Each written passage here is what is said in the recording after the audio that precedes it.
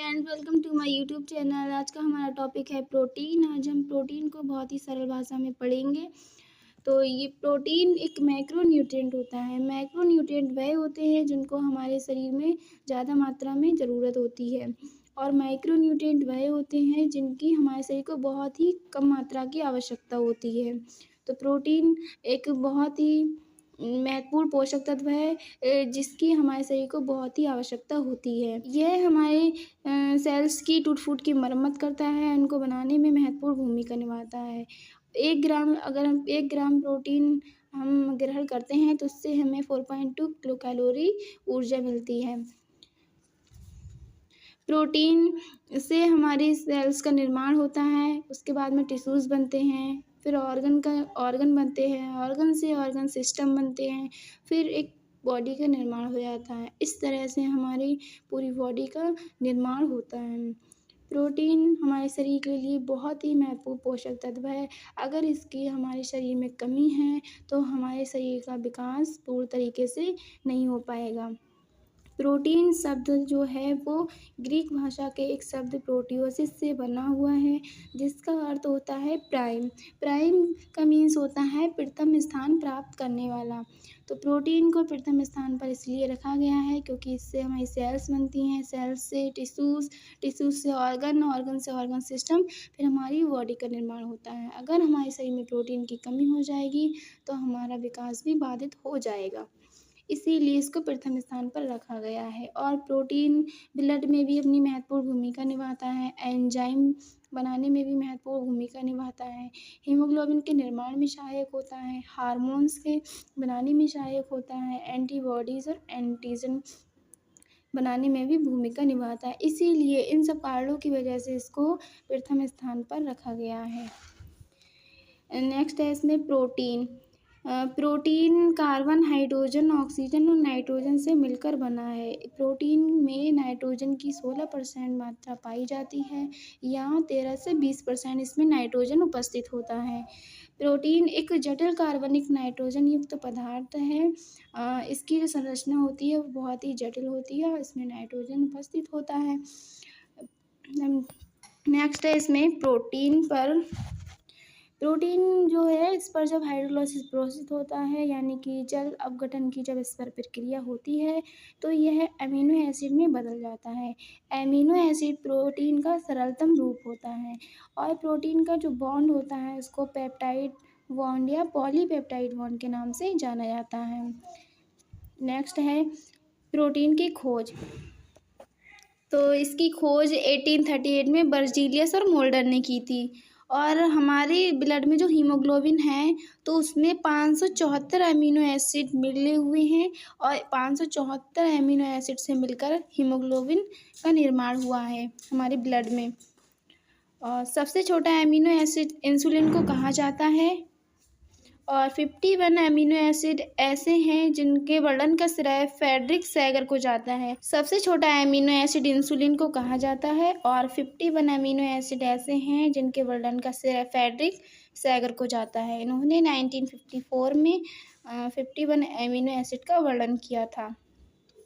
Next है इसमें गंधक युक्त अमीनो एसिड, यानी कि जिसमें सल्फर की मात्रा प्रेजेंट होती है, वो अमीनो एसिड कौन से हैं? उनमें आता है सिस्टीन और मिथियोनिन। ये 3 अमीनो एसिड ऐसे होते हैं जिनमें सल्फर प्रेजेंट होता है। तो ये हमने प्रोटीन के बारे में अभी देखा है, इसके बारे में पढ़ा है। अब नेक्स्ट हम इसके ग्रुप के बारे में डिस्कस करते हैं। तो अमीनो एसिड के ग्रुप, अमीनो एसिड के 2 ग्रुप हैं, एक है एमिनो समूह और एक है कार्बोक्सिल समूह। तो जो एमिनो समूह है यह क्षारकता प्रदान करता है, जो कार्बोक्सिल समूह है यह अम्लीयता प्रदान करता है। अब इसके आगे आते हैं इसके वर्गीकरण पे। वर्गीकरण इसका 3 भागों में किया गया है। एक किया गया है गुण के आधार पर, फिर स्रोत के आधार पर, फिर रासायनिक संरचना के आधार पर।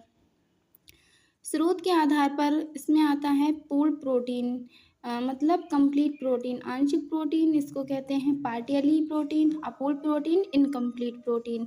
स्रोत में आता है पशु या प्राणी जगत से प्राप्त होता है हमें प्रोटीन, वानस्पतिक जगत से प्राप्त होने वाला प्रोटीन, तो ये स्रोत में आ गया इसकी।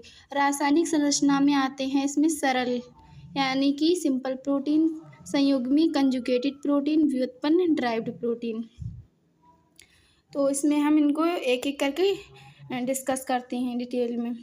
पूर्ण प्रोटीन, तो इसमें सभी अनिवार्य अमीनो एसिड उपस्थित होती हैं। जिस भोज्य पदार्थ में सभी अनिवार्य अमीनो एसिड उपस्थित होते हैं उनको पूर्ण प्रोटीन कहते हैं। एग्जाम्पल है दूध, अंडा, मांस, इनमें सभी अमीनो एसिड पाए जाते हैं। आंशिक प्रोटीन, इसके अंतर्गत आता है कुछ अनिवार्य अमीनो एसिड नहीं पाए जाते हैं और कुछ पाए जाते हैं, मतलब इसमें कुछ अनिवार्य अमीनो एसिड पाए जाते हैं और कुछ नहीं पाए जाते हैं, इसको आंशिक प्रोटीन कहते हैं। एग्जाम्पल है चावल और दाल। तो आंशिक प्रोटीन का एग्जाम्पल है चावल और दाल। चावल और जो दाल है इसमें, जो चावल है इसमें लाइसिन प्रोटीन नहीं पाया जाता है और दाल में थ्रियोनिन, ट्रिप्टोफैन और मिथियोनिन, ये 3 प्रोटीन दाल के अंदर नहीं पाए जाते हैं। नेक्स्ट है इसमें अपूर्ण प्रोटीन। अपूर्ण प्रोटीन वह होता है जिसमें एक भी अमीनो एसिड नहीं पाया जाता है, उसको अपूर्ण प्रोटीन कहते हैं और यह वानस्पतिक जगत से प्राप्त होता है।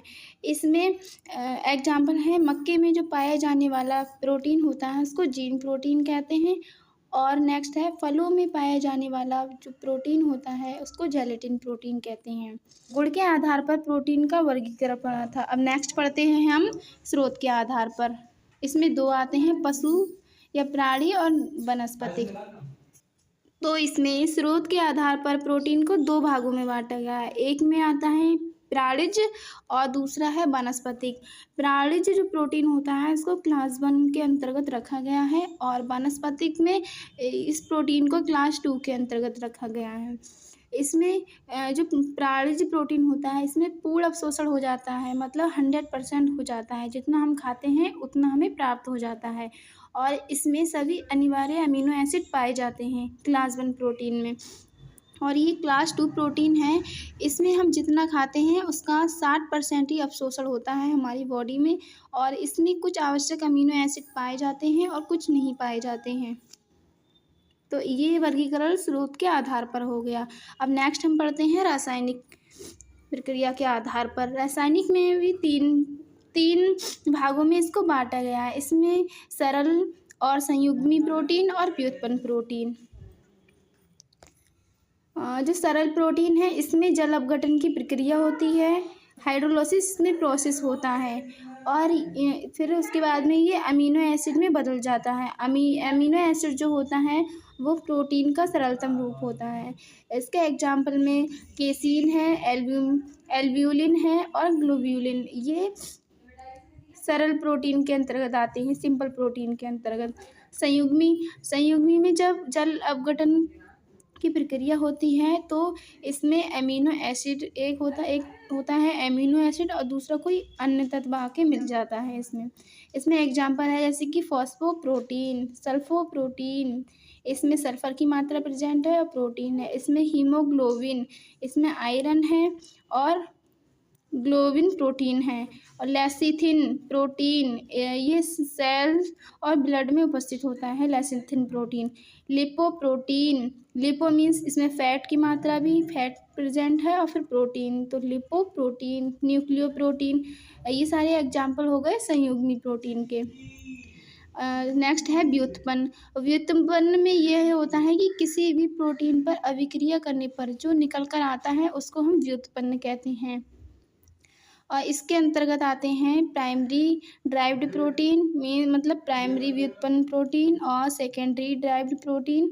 और प्राइमरी जो ड्राइव्ड प्रोटीन होते हैं, ड्राइव्ड का मतलब होता है व्युत्पन्न प्रोटीन, तो इसके अंतर्गत आते हैं प्रोटियोन्स, मेटाप्रोटीन और जमे प्रोटीन। इनमें मामूली सा परिवर्तन होता है, ज़्यादा परिवर्तन इनमें नहीं होता है।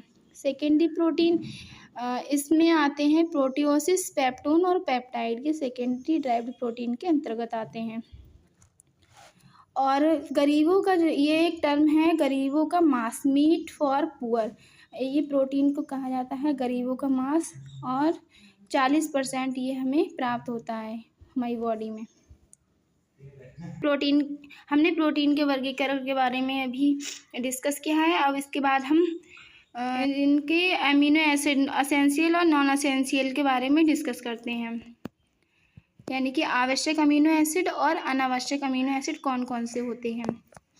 तो 20 अमीनो एसिड जो होते हैं, तो उसमें से जो 10 अमीनो एसिड होते हैं उनका निर्माण हमारी बॉडी में होता है, और 10 अमीनो एसिड ऐसे होते हैं जिन्हें हमें बाहर से लेना पड़ता है। तो इसके अंतर्गत हम इनको 2 भागों में बांटा गया है इसको, एसेंशियल अमीनो एसिड और non essential amino acid. Essential amino acid इसको आवश्यक अमीनो एसिड कहते हैं, और नॉन एसेंशियल अमीनो एसिड इसको अनावश्यक अमीनो एसिड कहते हैं। एसेंशियल अमीनो एसिड के अंदर ये शरीर के अंदर इसका निर्माण नहीं होता है, इन अमीनो एसिड को हमें बाहर से लेना पड़ता है। और नॉन एसेंशियल अमीनो एसिड जो होते हैं, इनका निर्माण हमारे शरीर के अंदर होता है, बाहर से लेने की ज़रूरत नहीं पड़ती है।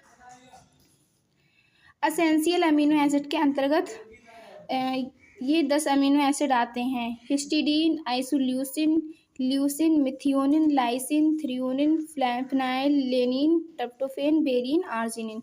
ये एसेंशियल अमीनो एसिड होते हैं।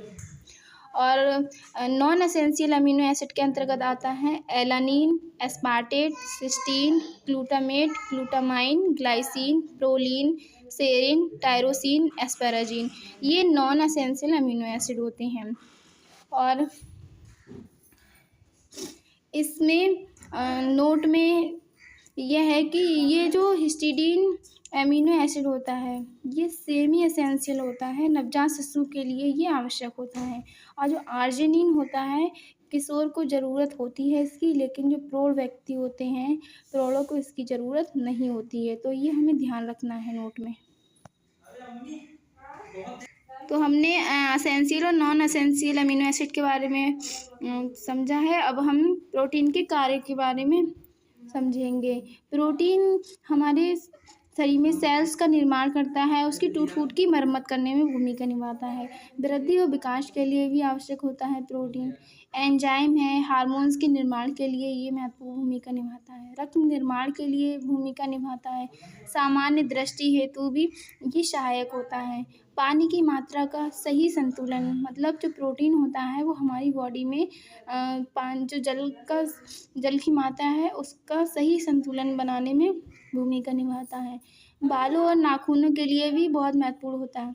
अगर हमारे शरीर में प्रोटीन की कमी होती है तो हमारे बालों और नाखूनों पर इसका बहुत ज़्यादा प्रभाव पड़ता है। हमारे बाल गिरने लगते हैं, रूखे बेजान हो जाते हैं, नाखूनों में भी चमक नहीं रहती है। और नेक्स्ट है, मांसपेशियों के संकुचन के लिए आवश्यक होता है प्रोटीन, और रोग से ठीक होने की क्षमता को बढ़ाने के लिए भी ये आवश्यक होता है। रोग से ठीक होने की क्षमता को बढ़ाने में भी ये सहायक होता है। ऑपरेशन है, शल्य चिकित्सा है, और इस ऑपरेशन अगर कोई हुआ है, शल्य चिकित्सा हुई है कोई, तो जो ऑपरेशन होता है कोई भी, तो उसमें हम घाव हो जाता है, तो उस घाव को भरने के लिए भी प्रोटीन महत्वपूर्ण भूमिका निभाता है। अगर हमारे शरीर में प्रोटीन की कमी होती है और कोई ऑपरेशन हुआ होता है, तो उसका घाव देर से भरा जाता है, वो जल्दी नहीं भरता है। तो ये हमारे प्रोटीन के कार्य हैं। तो आज हमने प्रोटीन के कार्य, प्रोटीन के बारे में डिस्कस किया है, प्रोटीन के वर्गीकरण के बारे में पढ़ा था। तो हम अपनी नेक्स्ट वीडियो में इसका पार्ट 2 डिस्कस करेंगे, जिसमें हम प्रोटीन टेस्ट के बारे में पढ़ेंगे, और पीसीएम और पीईएम के बारे में डिस्कस करेंगे कि प्रोटीन की कमी से कौन कौन से रोग होते हैं, इनके बारे में हम पढ़ेंगे। तो thank you so much friends. अगर मेरा वीडियो आपको अच्छा लगे तो लाइक कीजिए, कमेंट करिए, और मेरे चैनल को सब्सक्राइब करिए। और इसमें अगर आपको कोई प्रॉब्लम हो, समझ में कहीं पे कोई टर्म ना आया हो, तो कमेंट करिए। Okay friend, thank you so much.